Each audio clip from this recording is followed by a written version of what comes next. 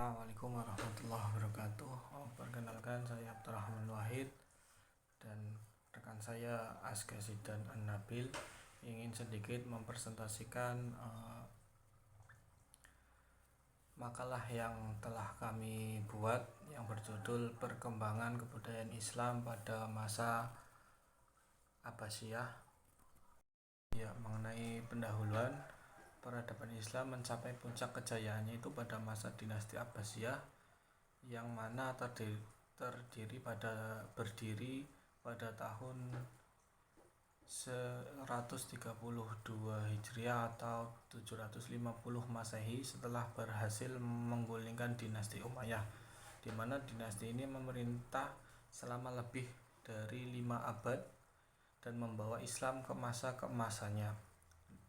Pada masa ini peradaban Islam itu berkembang pesat dengan kemajuan ilmu pengetahuan yang ditandai oleh penerjemahan naskah-naskah Yunani yang ke dalam bahasa Arab, dan pendiri Baitul Al-Hikmah sebagai pusat pengkajian ilmu kebebasan berpikir juga melahirkan berbagai mazhab keilmuan.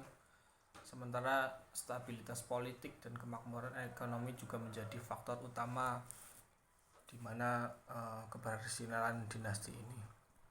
Selanjutnya mengenai perkembangan ilmu pengetahuan dan filsafat.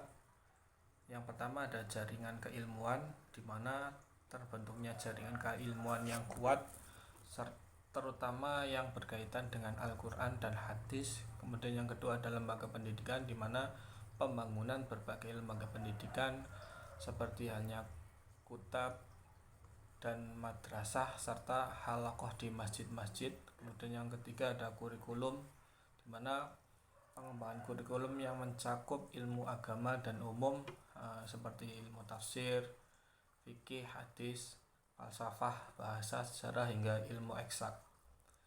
Yang berikutnya ada pusat keilmuan global, di mana Cordova berkembang menjadi pusat keilmuan yang menyaingi Baghdad, menarik mahasiswa dari seluruh dunia termasuk Eropa.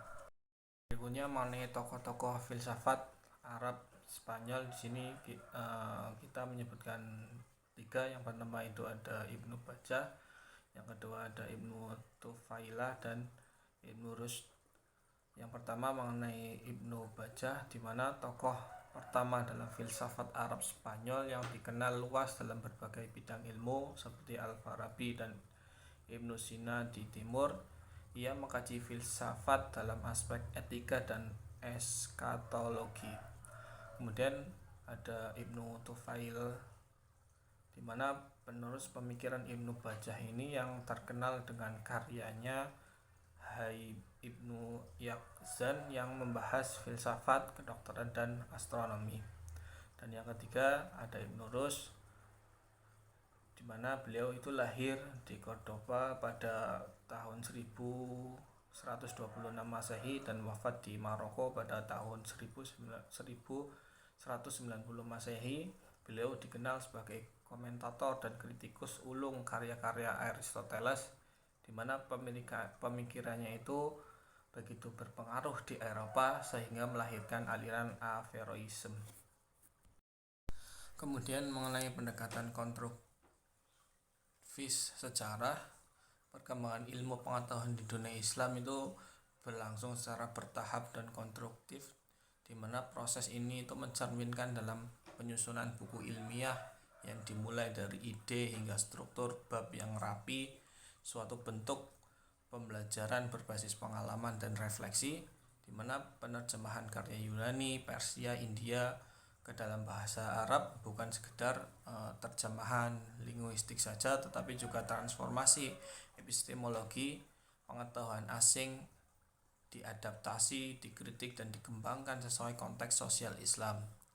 Nah, para ilmuwan seperti Ibnu Sina, Al-Kawarisi, dan Al-Razi itu tumbuh dalam komunitas ilmu yang kolaboratif yang melahirkan pengetahuan lintas disiplin ilmu pada masa dinasti Abbasiyah. Kemudian interaksi ilmu agama dan rasional mencerminkan pendekatan holistik, menghasilkan sintesis pengetahuan yang rasional dan kontekstual ini dari konstruktivisme dalam budaya Islam. Selanjutnya mengenai sistem sosial dan politik dinasti Abbasiyah. Di sini ada 4, yaitu keadilan sosial, peran perempuan, inklusivitas, dan dukungan khalifah. Mengenai keadilan sosial, di mana gerakan Abbasiyah ini menjadikan keadilan serta pengakuan atas hak-hak kaum mawali atau non-Arab yang selama ini itu merasa diperlakukan tidak adil. Kemudian mengenai peran perempuan, salah satu contohnya itu Zubaidah bin Ja'far, istri dari Khalifah Harun ar-Rasyid. Beliau berperan besar dalam kemajuan peradaban Islam, khususnya di bidang sosial dan infrastruktur. Mengenai inklusivitas, kebijakan ini terdapat masyarakat non-Arab yang memiliki tradisi intelektual dan budaya riset, diberi dukungan finansial secara akses ke sumber-sumber ilmu. Dan berikutnya ada dukungan khalifah, di mana para khalifah Abbasiyah ini memiliki kecintaan terhadap ilmu pengetahuan dan berperan dalam mendorong perkembangan intelektual. Kemudian ada pendekatan konstruktivis, di mana pendekatan ini itu memandang bahwa berdirinya dinasti Abbasiyah itu sebagai hasil dari interaksi sosial, bukan saja semata perebutan kekuasaan kaum mawali atau non-Arab Muslim yang termarginalkan dalam dinasti Umayyah, berperan penting sebagai agen perubahan sosial. Ketidakadilan dan eksklusivitas etnis dalam pemerintahan Umayyah itu melahirkan kesadaran konflik dan perlunya transformasi politik, atau gerakan Abbasiyah menawarkan narasi keadilan, kesetaraan, dan legitimasi moral melalui simbol-simbol keagamaan atau keturunan Nabi, di mana perubahan ini didorong oleh kontribusi aktif masyarakat atau tokoh agama dan intelektual, di mana salah satu contoh sosoknya di sini adalah Zubaidah bin Ja'far, menjadi bukti bahwa perempuan pun memainkan peran penting dalam sejarah melalui kontribusinya pada pembangunan infrastruktur publik. Sejarah Abbasiyah ini dalam perspektif konstruktivistik adalah sejarah partisipasi dan emansipasi. Baik, akan saya lanjutkan mengenai perkembangan sastra dan seni pada dinasti Abbasiyah. Yang pertama mengenai asimilasi budaya. Interaksi yang erat ini dengan berbagai kelompok etnis seperti halnya Rusia, Persia, Turki, India, dan Barbar mendorong terjadinya asimilasi budaya yang memperkaya bahasa dan kesastraan Arab pada masa itu. Kemudian tema-tema baru, yaitu munculnya tema-tema baru dalam puisi seperti Zuhdiyat, Hamriyat, Tardiyat, yang mencerminkan kondisi sosial masyarakat Abbasiyah pada saat itu. Kemudian dukungan istana, para khalifah ini memberikan penghargaan besar kepada penyair seperti Khalifah Marwan bin Abi Hafsah yang memberikan 100.000 dirham dan Harun ar-Rasyid yang menghadiahkan hingga 21.000 dinar. Kemudian kritik sastra, berkembangnya kritik sastra manhaji yang dilakukan berdasarkan metode dan teori yang sistematis, mempertimbangkan dari aspek karya sastra. Kemudian pendekatan kontroversinya, perkembangan sastra dan seni pada masa Abbasiyah ini tidak terlepas dari konstruksi sosial, politik, dan budaya yang melingkupinya. Sastra dipandang sebagai cerminan kolektif masyarakat, bukan semata ekspresi individu. Pasar ukas ini menjadi simbol dialektika budaya Arab dalam membangun identitas. Dinasti Abbasiyah menjadi titik temu berbagai etnis dan peradaban yang memfasilitasi asimilasi budaya Persia, India, dan Yunani ke dalam Islam secara aktif dan kreatif.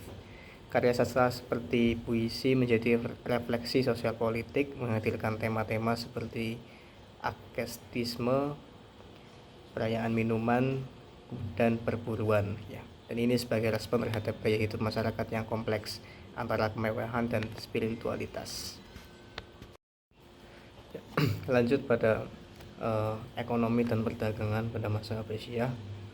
Pada masa Abbasiyah terdapat 800 dokter ya, jumlah dokter di Baghdad pada masa kejayaan Harun al-Rashid. Kemudian ada satu kota besar yaitu Baghdad yang menjadi kota metropolitan terbesar dan terpadat di dunia. Kemudian panjang 7.000 km ini panjang garis pantai yang mendukung perdagangan maritim ya. Pada masa Khalifah Al-Mahdi Ibnu Al-Mansur, perekonomian mengalami kemajuan yang sangat pesat. Pertanian dengan sistem irigasi yang lebih baik meningkatkan produksi gandum, beras, kurma, dan minyak zaitun.